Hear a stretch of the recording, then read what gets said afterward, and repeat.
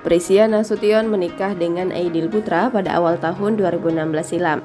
Mereka mengikat janji di sebuah hotel mewah di kawasan Bogor lewat upacara tertutup. Sudah 5 tahun lamanya Prisia Nasution resmi menjadi istri dari Aidil Putra. Namun sejak awal menikah sampai sekarang, Prisia jarang menunjukkan kebersamaannya dengan sang suami berkebangsaan Malaysia itu.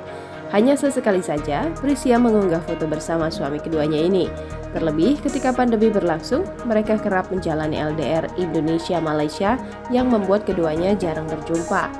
Prisia dan Aidil sama-sama berprofesi sebagai seniman.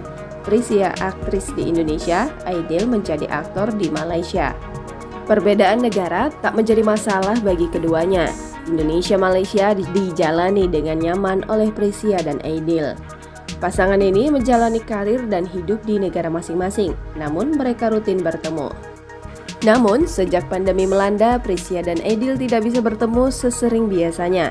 Mereka kerap menjalani LDR Indonesia-Malaysia. Hingga tahun kelima pernikahan mereka, Prisia dan Aidil masih belum memiliki anak. Namun mereka bahagia dengan kebersamaan yang dijalani. Prisia dan Aidil pun selalu saling mendukung karir masing-masing. Tidak ada paksaan untuk pindah negara meski sudah menikah. Semoga selalu langgeng dan bahagia hingga akhir hayat.